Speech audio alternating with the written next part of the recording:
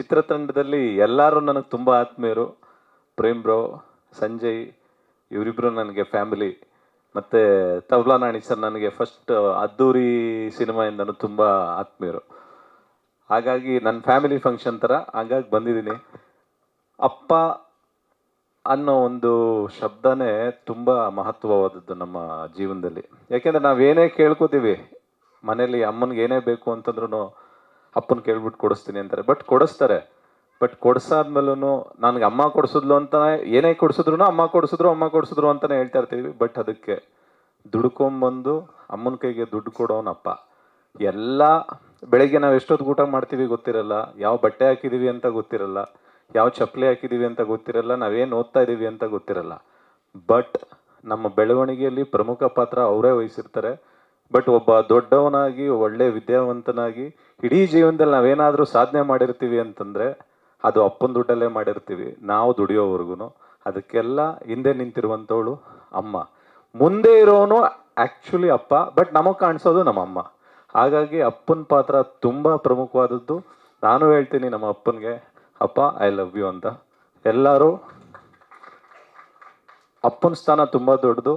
ಅದೇ ಅಭಿ ಹೇಳ್ದಂಗೆ ಅವರಿದ್ದಾಗ ಅವ್ರಿಗೊಂದು ಅಪ್ರಿಷಿಯೇಷನ್ ಕೊಡಿ ಅಂತಂದ್ರಲ್ಲ, ಅದನ್ನು ನಾವು ಎಲ್ಲದಕ್ಕಿಂತ ಜಾಸ್ತಿ ಅವ್ರಿಗೆ ಕೊಡಬೇಕು. ಯಾಕೆಂದರೆ ಅವ್ರು ದುಡಿಲಿಲ್ಲ ಅಂತಂದರೆ ನಮಗೆ ಒಂದು ತುತ್ತು ಊಟನೂ ಸಿಗಲ್ಲ. ನಾವಿಲ್ಲೇನು ನಿಂತಿದ್ದೀವಿ, ಇವತ್ತೇನು ಮಾಡ್ತಿದ್ದೀವಿ, ಎಲ್ಲದಕ್ಕೂ ಪ್ರಮುಖ ಮೂಲ ಕಾರಣ ಅಪ್ಪನೇ. ಅಪ್ಪ ಐ ಲವ್ ಯುಗೆ ಆಲ್ ದ ವೆರಿ ಬೆಸ್ಟ್. ಆ ಟೈಟಲ್ಲೇ ಹಂಗಿದೆ, ಗೆದ್ದೇ ಗೆಲ್ಲುತ್ತೆ. Good luck. ಮತ್ತು ಸಂಜು ನನ್ನ ಫ್ಯಾಮಿಲಿ ಮತ್ತು ಕ್ಲೋಸ್ ಫ್ರೆಂಡ್. ಫಸ್ಟ್ ಸಿನಿಮಾ ಮೂಲಕ, ಇದೇ ಮೊದಲನೇ ಸಿನಿಮಾ ಒಂದು, ಈ ಸಿನಿಮಾ ಮೂಲಕ ಇಂಟ್ರೊಡ್ಯೂಸ್ ಆಗ್ತಿದ್ದಾನೆ. All the very best Sanju.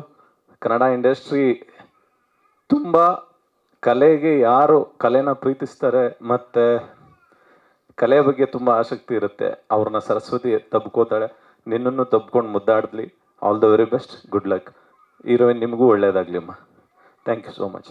ಕವಿಗಳೇ, ಅದ್ಭುತವಾಗಿದೆ ಸಾಲುಗಳು. ನಿಮ್ಮ ಬಗ್ಗೆ ನಾವೇನು ಹೇಳಬೇಕಾಗಿಲ್ಲ. ಯಾಕೆ ಅಂತಂತಂದರೆ ಹೆಸರಲ್ಲೇ ಇದೆ ಕವಿ ರಾಜ ಅಂತ. ನೀವು ರಾಜರೇ ಕವಿಗೆ. All the very best. Good luck. ಮತ್ತು ಪ್ರೇಮ್ ಬ್ರೋ, ಗೊತ್ತಿಲ್ಲ ಏನು ಪಾತ್ರ ಮಾಡಿದ್ದಾರೆ ಅಂತ. ಹೊಸಬ್ರು ಅಂತ ಬಂದಾಗ ಜೊತೆಲಿ ಫಸ್ಟ್ ನಿಲ್ಲೋದು ಅವರೇ. ಯಾಕೆ ಅಂತಂದರೆ ನಾನು ಅದ್ದೂರಿ ಸಿನಿಮಾ ಆಡಿಯೋ ಲಾಂಚ್ ಮಾಡಬೇಕಾದ್ರೆ ಒಂದು ಕಾನ್ಸೆಪ್ಟ್ ಮಾಡಿಕೊಂಡು ಯಾರ್ಯಾರು ಲವ್ ಮ್ಯಾರೇಜ್ ಆಗಿದ್ದಾರೆ ಅಂತ ಅಂದ್ಕೊಂಡು ಹುಡ್ಕೊಂಡು ಒಂದು 5 ಜನದ ಹತ್ರ ಆಡಿಯೋ ಲಾಂಚ್ ಮಾಡಿಸಿದ್ವಿ ಅದ್ದೂರಿ ಸಿನಿಮಾದು. ಆವಾಗ ಫಸ್ಟ್ ನನಗೆ ಆಡಿಯೋ ಲಾಂಚ್ ಮಾಡಿಕೊಟ್ಟಿದ್ದು ಪ್ರೇಮ್ ಬ್ರೋನೇ. Thank you bro, thank you so much. ಈಗಲೂ ಅಷ್ಟೇ ಸಂಜುಗೋಸ್ಕರ ಈ ಸಿನಿಮಾದಲ್ಲಿ ಒಂದು ಪಾತ್ರ ಮಾಡಿದ್ದಾರೆ. ಒಳ್ಳೇದಾಗಲಿ. Thank you so much. ನೈಜ ಕ್ಯಾರೆಕ್ಟ್ರು ಅಪ್ಪ ಅನ್ನೋದು, ಅದನ್ನು ನೈಜ ಘಟನೆ ಆಧರಿಸಿದ್ದಲ್ಲ, ಜೀವನ ಮತ್ತು ನಮ್ಮ ಸುತ್ತಮುತ್ತ ಪ್ರತಿದಿನ ನಮ್ಮ ಜೊತೆಗಿರುವಂಥ ಒಂದು ಪ್ರಮುಖವಾದಂತಹ ದೇವರ ರೂಪದ ಪಾತ್ರ ಅದು. ಅದಕ್ಕೆ ನೈಜ ಘಟನೆ ಆ ಥರದ್ದೆಲ್ಲ ಏನಿಲ್ಲ. ಯಾಕೆಂದರೆ ಬೆಳಿಗ್ಗೆ ಇದ್ದರೆ ನಡೀತಾನೆ ಇರುತ್ತೆ. ಅಪ್ಪನ ಹತ್ರ ಜಗಳ ಮಾಡ್ತೀವಿ, ಪ್ರೀತಿ ಮಾಡ್ತೀವಿ. ಲವ್ ಮಾಡಿದರೆ, ತುಂಬ ಕ್ಲೋಸ್ ಆಗಿದ್ದರೆ ಲವ್ ಮಾಡ್ತಾ ಇದ್ದೀವಿ ಅಂತ ಹೇಳೋರು ಇದ್ದಾರೆ.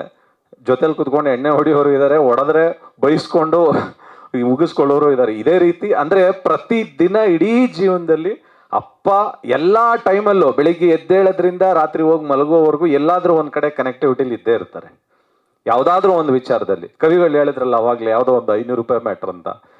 ಅದು ತುಂಬ ಜನ ಇಂಡಸ್ಟ್ರಿಗೆ ಅಂತ ಬರೋರು 99% ಯಾರು ತುಂಬ ಸುಖದ ಇದರಿಂದ ಯಾರೂ ಬಂದಿರಲ್ಲ. ಎಲ್ಲ ಕಷ್ಟದಿಂದನೇ ಇಲ್ಲೆಲ್ಲೋ ಬಂದು ಏನಾದರೂ ಒಂದು ಸಾಧನೆ ಮಾಡೋಕ್ಕೆ ಹೊರಟಿರುವಂಥದ್ದು. ತಬಲಾ ನಾಣಿ ಅವ್ರದ್ದು ಅಷ್ಟೇ, ಹೆಸರಲ್ಲೇ ಇದೆ ತಬಲಾ ನಾಣಿ ಅಂತ. ಅವ್ರು ಹೆಂಗೆ ಬಂದಿದ್ದಾರೆ ಅಂತ ಹಿನ್ನೆಲೆ ಗೊತ್ತು. ಅದು ಹೇಳಕ್ಕೆ ಹೋದ್ರೆ ಒಂದು ಅರ್ಧ ಮುಕ್ಕಾಲು ಗಂಟೆ ಆಗುತ್ತೆ. ಬೇಡ ಅಲ್ವಾಗ ನಾಣಿ ಸರ್?